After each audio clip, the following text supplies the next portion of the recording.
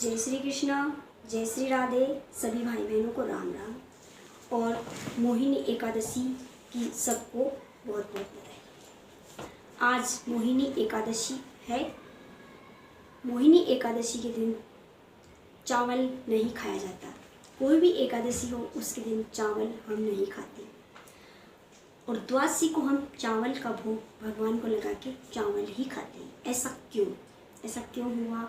इसका कोई प्रमाण है क्या? प्रमाण तो कहा नहीं जा सकता, लेकिन ये किताबों में, ग्रंथों में यही लिखा है कि एकादशी को चावल नहीं खाए जाते और द्वादशी को चावल भोग लगा के खाने पर ही व्रत पूर्ण होता है। ऐसा क्यों? एक बार सुदामा जी महाराज बुरी स्थिति से गुजर रहे थे। इतनी बुरी स्थिति कि उनके बच्चों को खाने पीना भी नहीं मिलता था। भूख प्यास के मारे तड़प रहे थे। उन्होंने अपने पूरे जीवन में 5 घरों से भिक्षा मांग कर ही उसी में अपना गुजारा चलाया। उसमें उनका पेट पालन पोषण हो या न हो, उनका ये नियम था। उन्होंने ब्राह्मण समाज में जो नियम है उन नियमों को पूरा किया और जो भिक्षा में मिलता था उसमें भी भगवान को भोग अर्पण करके ही अपने बच्चों को खिला के, अतिथि को खिला के फिर स्वयं खाता था। ऐसी भक्ति से उस पर भगवान बहुत प्रसन्न थे। परंतु पूर्व कर्मों की वजह से उसके नसीब में गरीबी लिखी थी। गरीबी का कारण यही था कि जब सुदामा और कृष्ण बाल अवस्था में थे, गोकुल में पढ़ाई करने गए थे, तब सुदामा जी ने कृष्ण जी के हिस्से के चने खा लिए थे और उन चनों में उनके साथ दरिद्री आ गई थी। तो उसी वजह से उस पाप का फल भोग रहे थे वो। परंतु अगर वो भगवान से कहते या भगवान से अरदास करते तो भगवान उनकी एक पल में गरीबी दूर कर सकते थे। परंतु उन्होंने ऐसा नहीं किया। उन्होंने अपने भाग्य को जिस प्रकार भी था उस प्रकार उन्होंने भोगते हुए अपने हर कर्म को अपना धर्म समझ के किया। करते करते काफ़ी वर्ष बीत गए, बच्चे भी कुछ बड़े हो गए। अब एक दिन सुशीला बहुत दुखी हो गई। उनकी पत्नी का नाम था सुशीला, सुदामा जी की पत्नी का नाम। बहुत दुखी हो गई। उनके बच्चों की प्यास उससे नहीं देखी जाती। वो इतनी पतिव्रता थी कि वह भूखे रह लेती परंतु अपने पति को कुछ भी न कहती। वह बहुत ही भगवान की भक्ति करने वाली और पति की आज्ञा पालन करने वाली थी।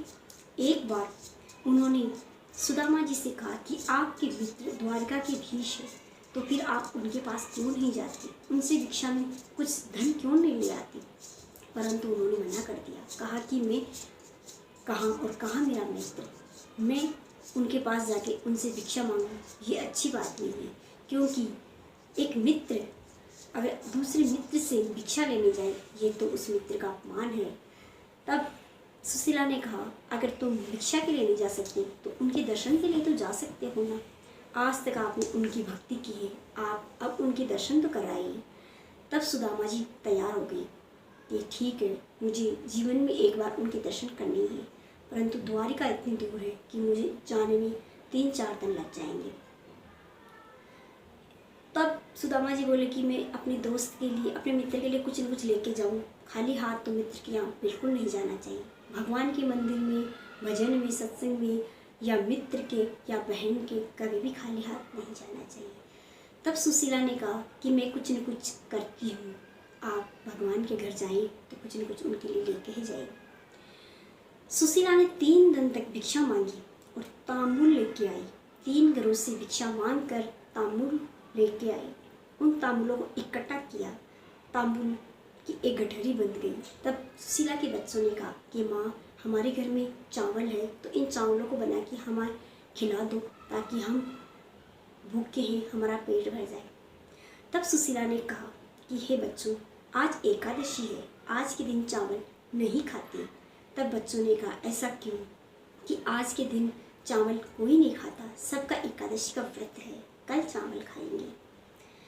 तो बच्चे मान गए और यही बात सुशीला के मुख से निकली हुई भगवान को बहुत प्यारी लगी और भगवान ने उस दिन से ये नियम चालू कर दिया कि एकादशी के दिन कोई भी चावल न खाए। जब चावल 3 दिन के इकट्ठे के चावल सुदामा जी द्वारिका लेके पहुँचे, तब द्वारिका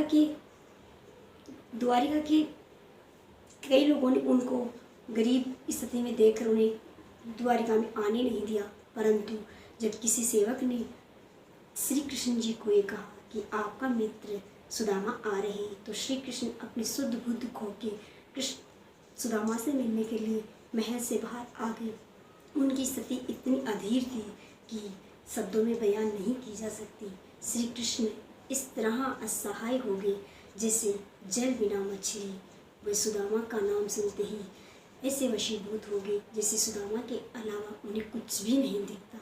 श्री लक्ष्मी जो रुक्मिणी के स्वरूप में थी, वह भी अफसोस करने लगी। वह भी सोच में पड़ गई कि आज ऐसा क्या हुआ जो भगवान सारा राजपाट बिना किसी नियम कानून के इस तरह दौड़ रहे। ऐसा कौन सा इनका मित्र है।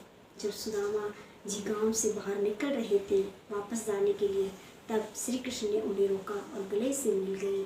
गले से मिलकर उन्हें अपने महलों में ले आए। महलों में लाके आंसुओं से उनके पैर धोए, उनको स्नान ध्यान करवा के उन्हें नए वस्त्र दिए, उनका अच्छे से आगमन किया।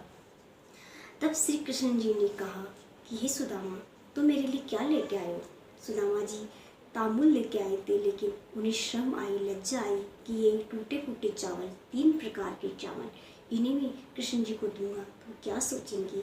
उनके महल में इतनी ठाट बाट है कि इन तांबुलों की क्या औकात, तो मैं इन्हें ना ही दूँ तो अच्छा है। तो सुदामा जी ने मना कर दिया कि मैं तो आपके लिए कुछ भी नहीं ला पाया, मुझसे ये भूल हो गई। तभी सुदामा जी तांबुलों की उस गठरी को छुपा रहे थे। श्री कृष्ण जी ने देख लिया और श्री कृष्ण भगवान ने गठरी खोल के तांबुल खाने लगे। एक मुट्ठी चावल खाई तो श्री कृष्ण जी ने सुदामा जी को 1 लोक का राज्य दे दिया। दूसरी मुट्ठी चावल खाई तो दूसरा लोक का राज्य दे दिया। तीसरी मुट्ठी चावल खाने वाले थे तो रुक्मिणी ने रोक लिया और कहा, भगवान अगर सारा ही लोक का राज अगर सुदामा जी को दे दोगे तो अपने लिए क्या रखोगे। इस प्रकार कृष्ण भगवान रुक गए और उन तांबुलों को सबको प्रसाद स्वरूप में रुक्मिणी, सत्यभामा, जामवंती, जया, लक्ष्मणा, मित्रविंदा, सत्यभामा सबको खिलाए। सबने उन चावलों को खाने पे इतने तृप्त हो गए कि वैकुंठ में सर्व देव तृप्त हो गए। पहले दिन एकादशी थी, दूसरे दिन द्वादशी थी। द्वादशी में भगवान ने चावल ग्रहण किए, भगवान की पत्नियों ने चावल ग्रहण किए। उससे तीनों लोकों में जितने देव, दानव, मानव थे सब तृप्त हो गए। तब भगवान ने श्री सुदामा से कहा कि सुदामा, आज तुमने हमें चावलों से तृप्त किया है। जो एकादशी के दिन तुम 3 दिन से भूखे प्यासे रहकर चावलों को इकट्ठा करके मेरे लिए लेके आए और मुझे अर्पण किया, मुझे तृप्त किया, तो तुम भी तृप्त हो जाओगे। मैं तुम्हें आशीर्वाद देता हूँ, मैं तुम्हें वरदान देता हूँ। जो भी एकादशी के दिन, दशमी के दिन चावल नहीं खाएगा और द्वादशी के दिन मुझे चावल अर्पण करके, मुझे चावल का भोग लगा के चावल खाएगा, उसके मैं सारे दुख ऐसे मिटा दूंगा जैसे सुदामा जी के दुख मिटा दिए, सुदामा जी की दरिद्रता मिट गई। वैसे ही मैं उन भक्तों के दुख दरिद्रता मिटा दूंगा जो द्वादशी को चावल का दान करके, चावल भगवान को अर्पण करके, भगवान को भोग लगा के खाएगा, उसको मैं तीनों लोगों का राज दूंगा और सारी दरिद्रता का नाश कर दूंगा। भगवान ने सुदामा जी को ये आशीर्वाद दिया और ये करने वाले हर भक्त को आशीर्वाद दिया। एकादशी के दिन चावल ना खाए और द्वादशी के दिन भगवान को चावल अर्पण करके, भगवान को भोग लगा के और चावल का दान करके ही चावल खाए। तो ये थी चावल एकादशी के न खाने की कथा और द्वादशी को चावल खाने की कथा। इसलिए जो भी एकादशी का व्रत करे, चावल का दान द्वादशी को जरूर करे और चावल का भोग लगा के ही चावल से व्रत करें। जय श्री कृष्ण, जय श्री।